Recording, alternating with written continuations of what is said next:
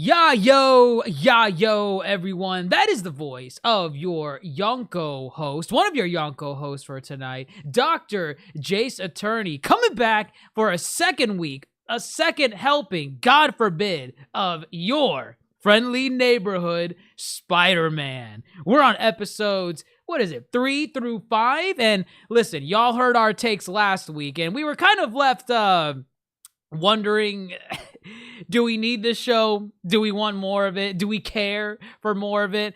We're going to get into the details as to episodes 3 through 5 if we still feel the same way, but I don't know. I kind of left this one a little bit more positive than last week. I'm not going to glaze the show. I'm far from it. But you know what? I digress. I have a fellow Yonko here with me today. Fellow Yonko, Grandmaster Hoop. Now, Grandmaster Hoop, I know for a fact you've been a Spider-Man glazer. Even though you had your criticisms from last week, I think this week probably won you over. I have a feeling it did. Or maybe it didn't. Tell me I'm wrong. I'm going to leave with this. Like I said last week, it would be the story that is the thing that keeps me going with this show. And I think I'm right. I think it is indeed the story that I'm most intrigued about. The action still leaves a lot to be desired, I think. But I'm kind of over the animation hump. The animation I don't find as bothersome as last time. And yeah, I think they're doing some interesting things with the story and the what if scenario and the tie-ins to the MCU. And yeah. That's the reason why you liked it. That's the reason. The references. They said not, Civil War. Oh my goodness. It's not about peak. That. It's not peak. About that. I believe the second batch of episodes have given us a better idea of what the show is. And we're going to get into it because, dare I say, there's a DrJaceAttorney of this show. Like, we're watching two stories kind of unfold here. I felt it more in this second batch than the original. Correct. The episodes 1 and 2, and I know some people are gonna say like, oh, it's called setup, it's called world building. They had a completely different tone when it comes to the duo tragonist thing in this second batch of episodes, because now it felt like they are telling two different storylines, two different stories with two different characters, versus episode 1 where you have, let's get into it, Lonnie Lincoln. Oh, you want to? Oh, wow. We're gonna talk about Lonnie. Fine. However you had this structure. No. You open the door. This is the first Spider-Man series where I feel we have a very much equal part DrJaceAttorney that shares and splits the screen time with Peter, as in there's an A and a B plot, and the B plot gets it's a B plot. It gets substantial screen time, but it's Lonnie. Lonnie is our B plot of this series. I feel this series, at least as far as season 1 is concerned, is going to be about Peter, and it's going to be about Lonnie. And the show is making parallels to their lives, and they're throwing it in your face. And dare I say, they're not doing a bad job about it. I am starting to care about Lonnie. I know you last week said, who cares about Tombstone? Do you feel the same way? This week, no, I don't. I feel much better about caring about Lonnie and his progression towards the Tombstone moniker. This week's batch of episodes, it's almost as if they switched writing, the writing teams. It really does. Because now I understand the emphasis on wanting to focus on Lonnie Lincoln. It's just better. I actually cared. Whenever they switched over to Lonnie, I'm like, man, what's Lonnie up to this time? Versus last week, where whenever they switched to him, I would just roll my eyes and be like, oh, great, Lonnie. Who wants to see that? And I don't even think we had that in episode 2. I didn't feel like they switched between Peter and Lonnie like that at all. We didn't get any. Episode 2 was Peter focused, Peter centered. Lonnie's in the episode, but we don't get a moment such as the profiling scene and when he gets home and spends that time with his family. We don't get any of that in episode 2, which is why we had that critique of why it felt out of place in episode 1, because it's not brought up again in episode 1, and then it's not brought up again in episode 2. But here, Correct. 3 episodes in a row, do we get consistency in building of Lonnie's story, which I thought, again, yeah, they're making us care. I didn't think I was gonna care about Lonnie, but here we are. Let's get into it a bit. Well, we did see the profiling. Like I said, Lonnie's kind of in a bad neighborhood. They now said it's Harlem. He lives in Harlem. Where's Luke Cage? Yeah, where is Luke Cage? Why is he not holding down the fort? He's letting these gangs run around. Or is that too much Marvel? Is that too much Marvel? To bring it's your criticism from last week carrying over. Too much Marvel. I mean, but you raise a good point as far as if this is some kind of MCU what if adjacent. Maybe there is a Luke Cage in this world. Maybe he is running around, or maybe he's not established yet. Who knows? Who knows? That's nitpicking. That's nitpicking. We don't got to nitpick. Yeah, Lonnie, everything we see about him is really kind of just a big overcompensation. I saw a running through line that he is not opening up about what's going on in his life.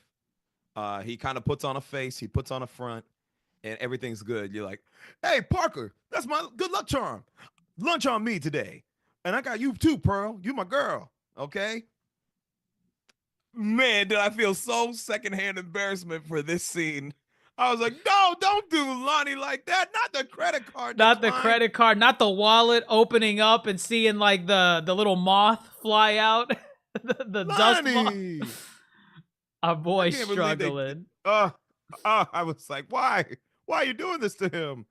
Oh, man, I felt terrible for Lonnie. So, he's like, I'm good with the apple. So he's a big overcompensator.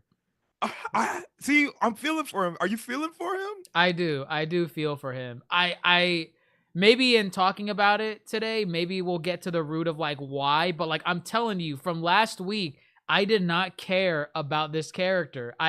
That's why I rolled my eyes every time we were like, you don't care about Tombstone? What about the 90s series? What about Spider-Man 1 and 2? I'm like, okay, I didn't care about him in Spider-Man 1 or 2 of the game. He was the side quest villain that you would beat up. Who cares? Mary Jane, I think, helped almost take him out in that game. And then he was trying to put his life back together in Spider-Man 2. And I'm like, I guess. I mean, yeah, rehabilitation for the villains. Sure, whatever. But I didn't care. And mind you, I didn't watch Spectacular Spider-Man, so I have no idea how he's portrayed in there to make me care about how he would be here. Here, though, episodes 3... each of them, 3, 4, and 5. Anytime they switch to Lonnie, I was like, man, Lonnie, what are you doing? What are you doing? I was invested. In Lonnie's, I guess, character fall, if you want to call it that. Fall, descent.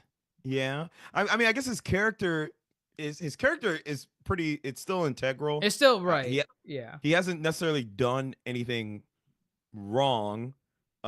Just obviously the stuff he's getting into is probably going to lead down to a road of wrong. Right. So I see the choices, like the narrative choices, like, when you play like a video game and you have like the narrative choices that go down a certain, like pathway, like, yes. So I'm seeing that here. Like, he's making choices, not necessarily wrong choices or, villainous choices. Right, not villainous, correct. Right. Not villainous. He's just making choices that are dominoing into him eventually becoming that villain. Like, and for good reason too. The initiating thing that kicked this off was his brother Dre was jumped into a gang, the 110th Street Gang, I think that's their name. The 110th, such a dumb name. 110th Street. That's a dumb name. 110th sounds cooler. I don't know. What's his name? Big Don? Big Don. Big Don. Okay, I hope it's not just me. Does he look very familiar to another character? Oh, who? Is there nothing that he looks like with... Come on. Oh, please. Come on. You know. Not Proud Family. What? Oh my God. Who are you thinking of? What? Dr. Payne.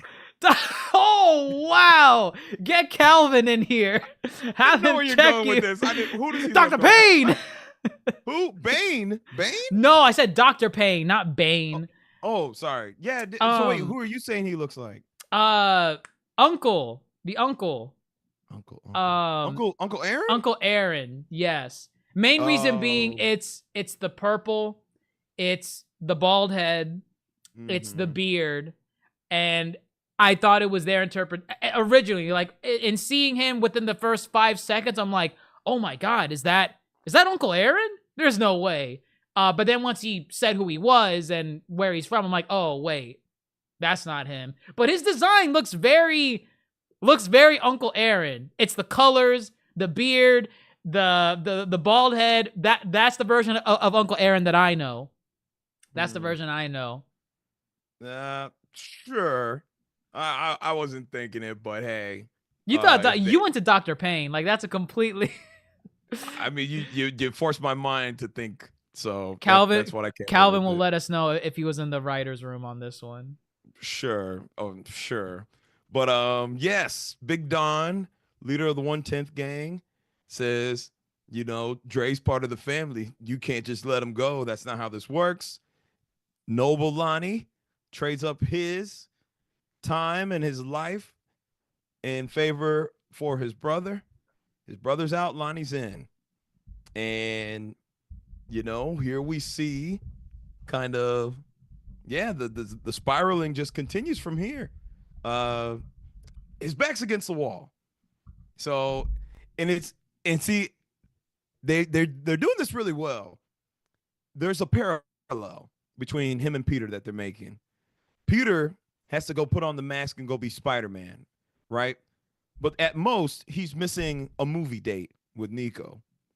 All right? Which I want to come back to that later. We'll come back. Okay. We'll come back. Yeah. Lonnie, Big Don's on the phone, right?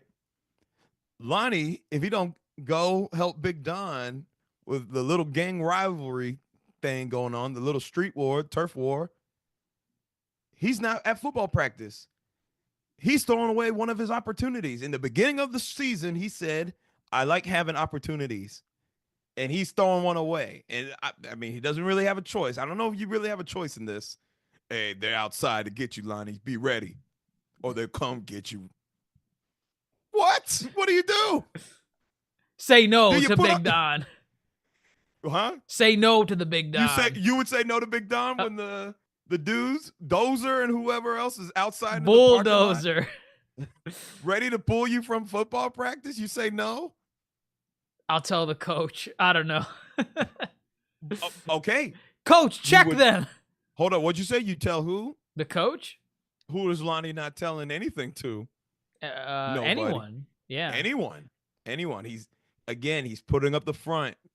Same thing with Pearl. Telling him, you could talk to me, right? That was key. She said that like twice. Yeah. And they're really building this idea that Lonnie, of course, is doing what he can for the greater good of his world, but at what cost? Now he's running a gang with Big Don, and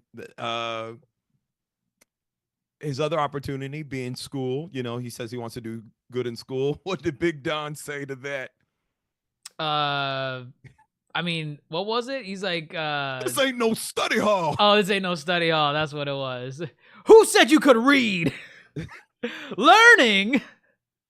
We don't do that here, Lonnie. Or Superstar. We don't do that.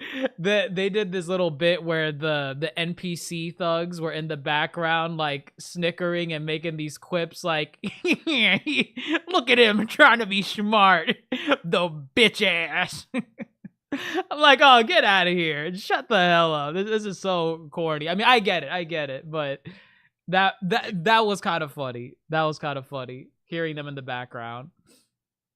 We are witnessing just the unraveling of Lonnie's opportunities to where he's left with no way out. And then even so much further, we get the whole thing where he goes and gets the food and he gets, now they know his face. The other gang, which is the Scorpions. Oh, I references. Ooh. I know who that is. Ooh, I wonder who the leader of the Scorpions are. Rhino. No, stop. But yeah, now they know his face. If he wanted out, they know his face. They know where he lives. They know what he's a part of. He puts his family in danger. Big Don says, "I protect your neighborhood." All right. So you got to do this for me, and I keep protecting your neighborhood.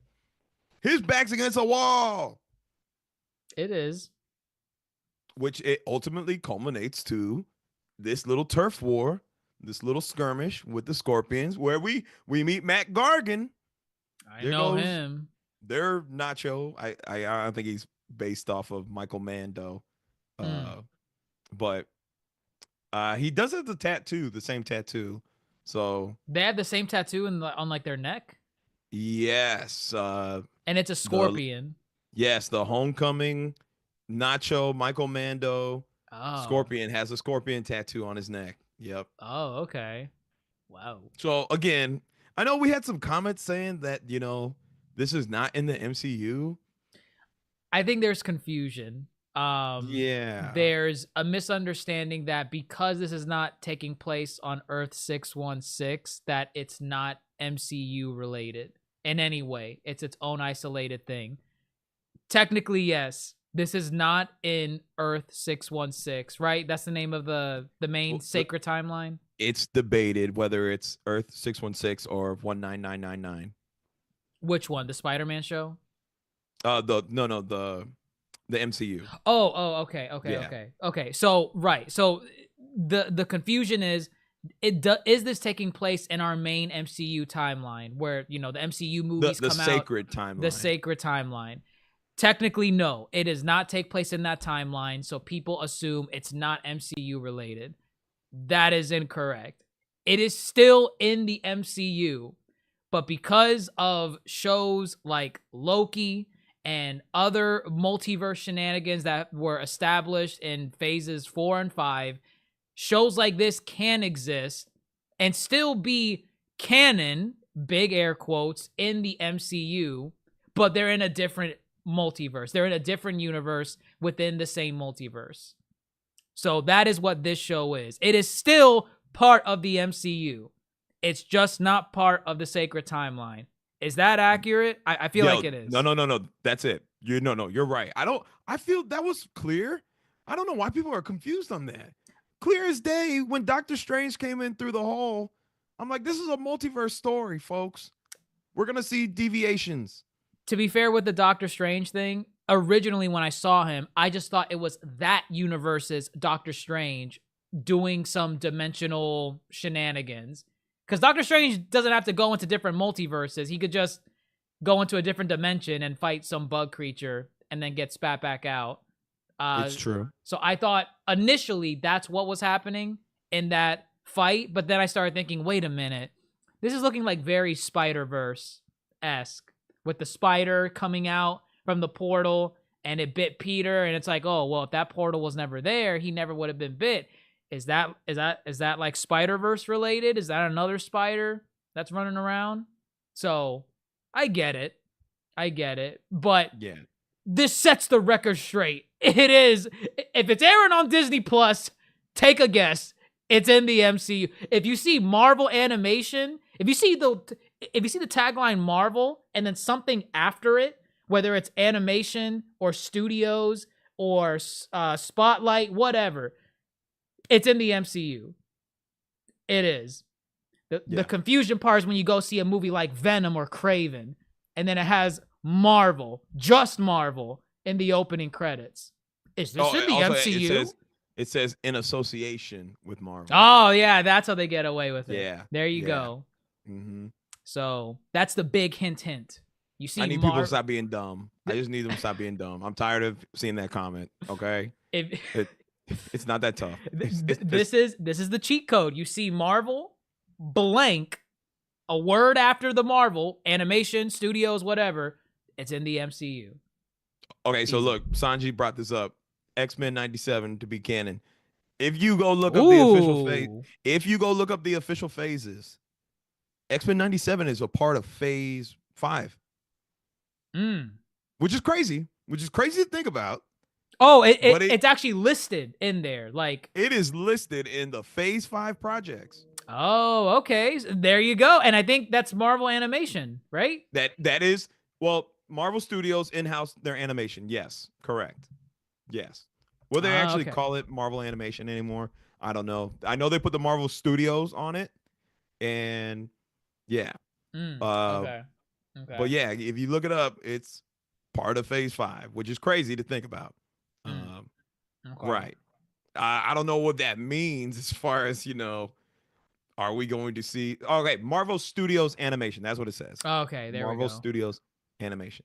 So yeah, I don't know what that means. We'll see X-Men 97 team up with your friendly neighborhood Spider-Man, or X-Men 97 be folded into, the live action stuff. But here we are.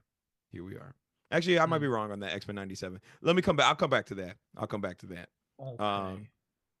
But it is in-house Marvel Studios, though. So there's your big thing. But, all right, back to Lonnie. The turf war, you got to prove your loyalty, superstar. So he's got to prove. The big moment came. Mac Gargan ready to stab Big Don. Hey, Big Don, watch out. I like how his knife was in the shape of a scorpion stinger. Oh, ooh, that's a scorpion stinger. Ooh. That was funny. I guess. I didn't think of that. I think you might be right. Wow. That's crazy. And I when how do you call it? When Lonnie jumped in the way and ended up getting stabbed, and Gargan was like, "You made a big mistake, kid." I shit you not. I thought he was gonna say, "My blades are tipped in poison, so now you're gonna die." Oh my! Because he's a scorpion. So I'm like, ew, don't do that. Don't do that. I think the actual physical manifestation of the scorpion aspects are gonna come later. That would have been a little unbelievable if he had that. I don't know. I think I would have been taken out. That would have been funny. I think I would have been. This is stupid. I can't. Who brings a poison knife to a rumble? What is this? A scorpion. I guess. Big Don is saved. Lonnie's a hero in the 1/10th gang. Lonnie, I love how you tackle that dude to the ground. You dug his own grave. We should call you Grave Digger. Did you like that? No. No? This is almost as bad as, what are we, some kind of Suicide Squad? Is that what Will Smith said? Yes. Oh God. Wait, no. What was what's the Fantastic Four one for the thing? It sounds fantastic. Say that again. These are bad, man. These are bad. This is okay. To be fair, the first name they gave him, I was like, okay, you can get away with that, because they're like, man, you side tackled him so well, Lonnie. You dug his own grave. We should call you Grave Digger. And I'm like, okay, fine, you can get away with it. But then they're like, no, not Grave Digger. What else can we call him? Tombstone. How do you go to Tombstone? How do you go from Grave Digger to Tombstone? Because the idea of graves, I get that, but it's like admit you set yourself up for Grave Digger by saying you dug his own grave. I understand that. How do you go from that to, why didn't you call him I don't know, Cemetery? Call him Cemetery. Well, yeah, we should call you Cemetery, Alani. He didn't kill anybody either, so it's not like he killed someone where it's like, damn, Lonnie, you gave that guy a tombstone. They're alive. Amir Cricket in the chat is call him hole filler. He dug his own hole. There you go. See? That rhymes. That rhymes. It feels forced. It felt like they said, let's just get Tombstone out of the way. Let's get the name out there and call it a day. That way people could stop being like, when's he gonna be Tombstone? When's he gonna be Tombstone? Ooh, the Undertaker. Eddie in the chat. we gotta call him the Undertaker. So we're just gonna go down the line of all these grave related puns. I think a lot saved his life. You a grave robber. I think all of these roll off the tongue a lot better than going straight to Tombstone. And then he's like, yeah, say that again. Oh, well, it also started because he's like, you gotta stop calling me superstar. I hate it. Why is that the favor he asked? I thought he was gonna ask something serious. Like, should I ask, can you let me get out this gang so I can go play football? At least let me play the damn football. Fine. If you want me in the gang, whatever. Let me play my sports. Let me go to Big Don said he has money on Lonnie doing good in football. That's not my favor. Stop calling me superstar. That is pissing me off. That is pissing me off.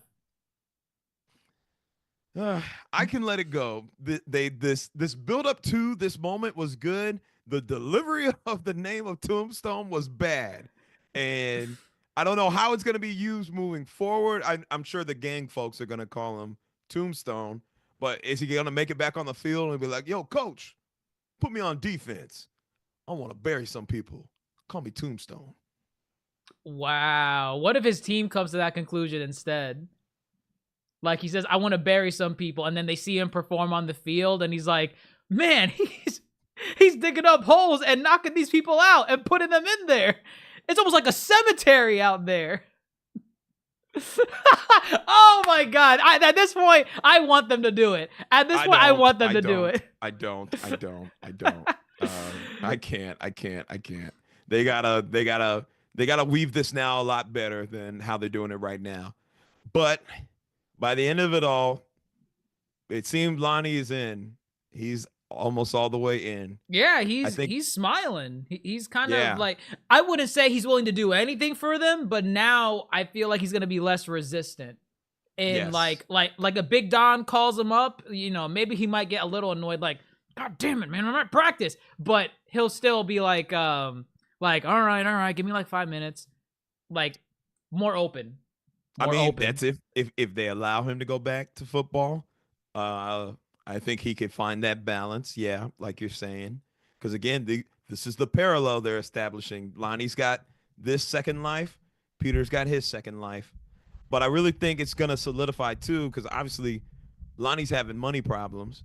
He tried to help his mom's car in episode 1 to save money. Here,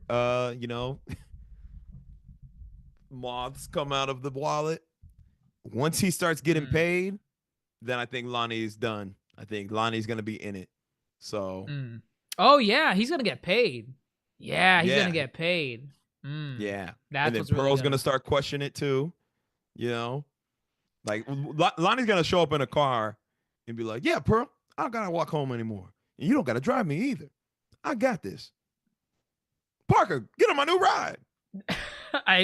That's probably still the one thing with his character arc that I didn't get. He beelined for Peter in episode 1. Yeah. And to this day, I'm like, I don't buy that. I really don't. But where we're at now, I buy it. I buy the relationship, and they're all good friends and everything.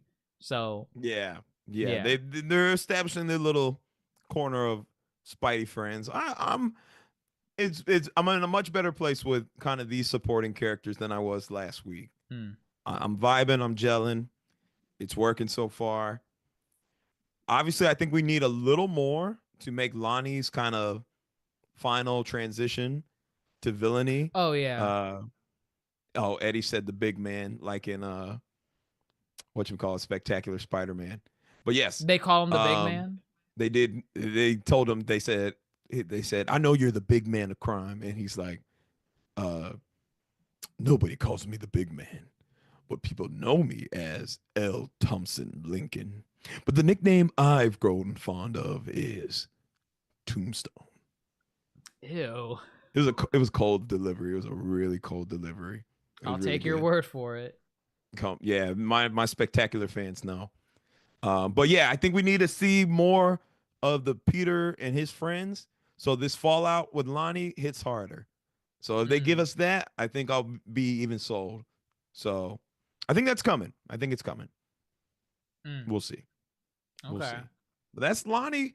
He's the secondary protagonist of this series, which is crazy. Never thought it'd be Tombstone. Never thought it'd be Tombstone. I like it.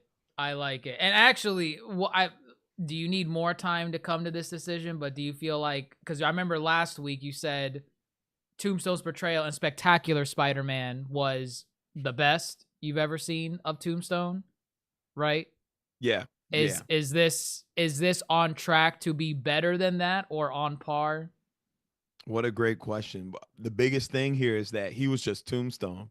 He was already running things, and he was already beating the shit out of, like, he was punching out every other villain, like, with Spider-Man. Oh. Like, it was a bunch of, like, kind of, there were times where they had to team up. There were times where they were going against each other and whatnot. But he was fighting other villains. Anybody could get his hands. But we never got Lonnie in that show. It was just Tombstone. Well, we got L. Thompson Lincoln, the front, and then we got Tombstone when the shady stuff went down. But we never actually got Lonnie. So this is an interesting portrayal. It's still Spectacular on top as of now because he's not fully Tombstone yet. Because, Tombstone, his whole thing, he's invulnerable. Right. So I'm curious if we're going to get that Tombstone. Is he going to fall and become that ashy, gross sister looking dude? Oh, my God. From the Proud Family?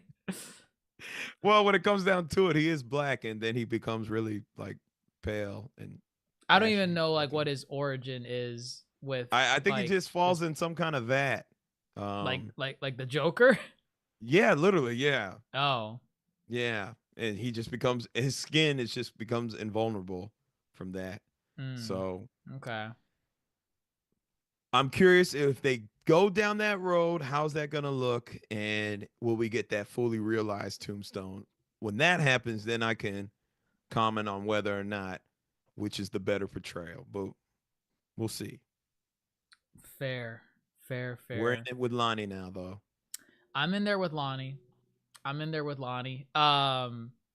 And I was also in here for, like, the other half of the storyline going on. I thought this was gonna be dumb.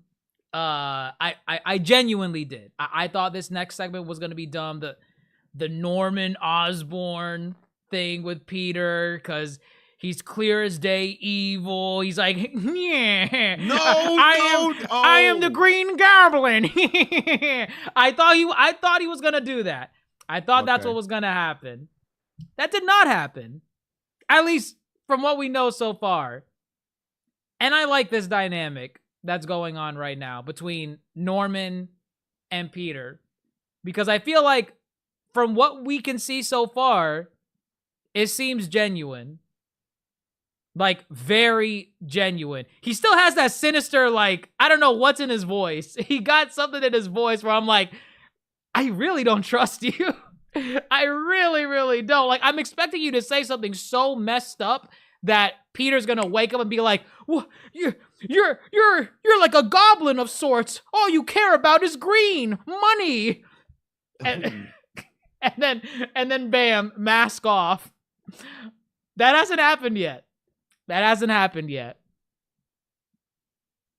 They're building. Like you said, it's a very genuine, he saved Harry. You saved my son. That was Harry Osborn, my son. I'm in your debt, Peter. Coleman Domingo, I actually wanted to praise him because he's doing a really good Norman. He is, yeah. It's that you don't know when he's about to drop some evil line, but you can kind of hear it.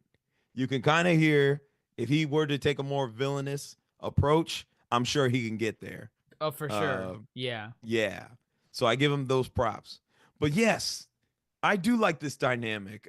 It's because, again, the whole thing here is that he's the Tony, right? He's the mentor. I got more of that this week. I know you mentioned it last week where you're like, this is the what if Norman Osborn found him instead of Tony.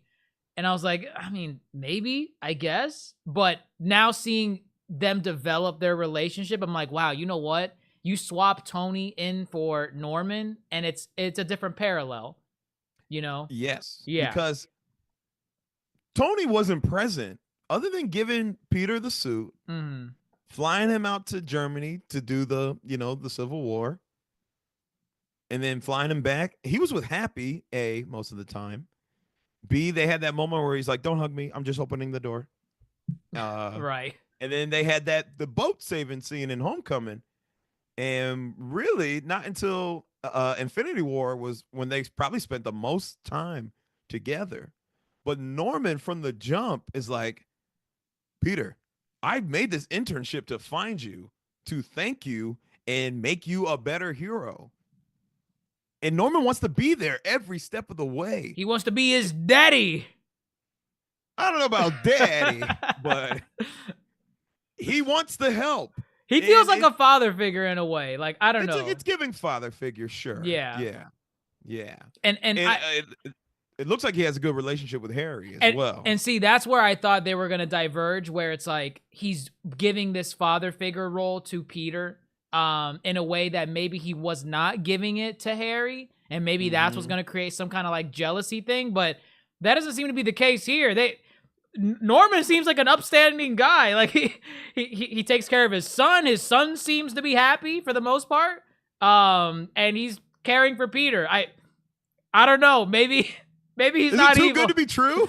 I'm waiting for the rug pull. Rug pull because so far he's been doing everything genuine from how, again, it's in his voice. It's in his voice. I don't trust him still. but his actions, everything involving his actions and his relationships with everyone, because that's the other thing too. He said he did this internship to try and find Spider-Man, and so that's how he got Amadeus Cho and the other characters in the internship. An evil Norman would have been like, oh, I found Spider-Man. Fire them damn kids. I don't need them kids anymore. Screw them. But sir, wait, I need this really bad. Please don't do this. Like, that would have been an evil Norman Osborn. He didn't do that. He's still having that internship for them. Actions speak for themselves.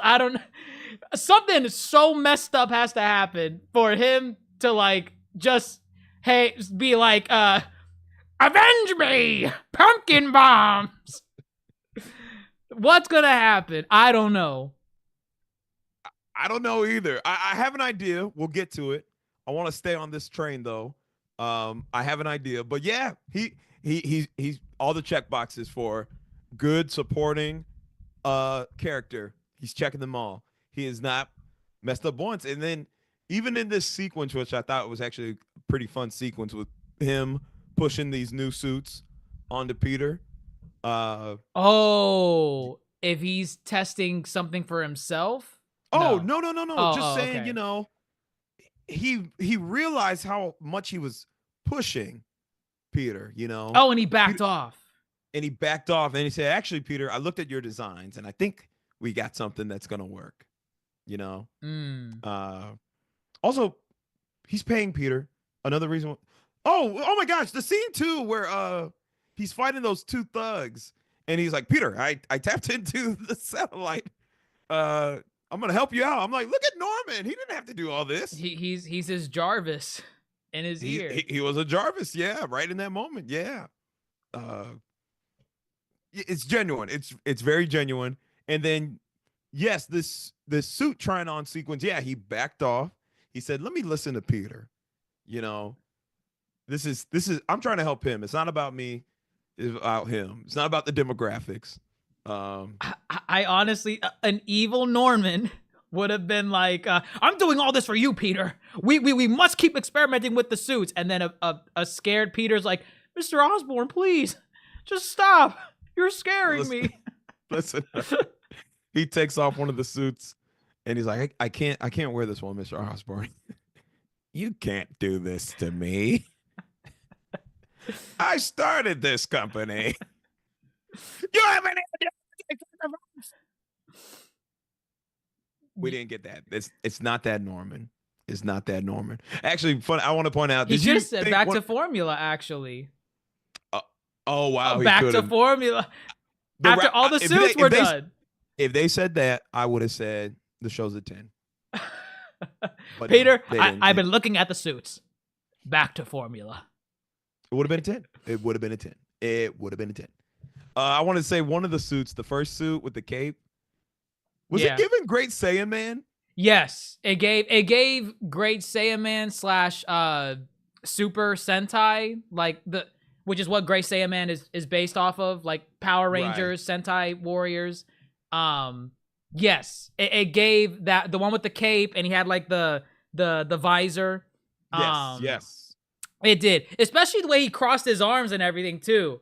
It was giving that. Yeah, I was like this.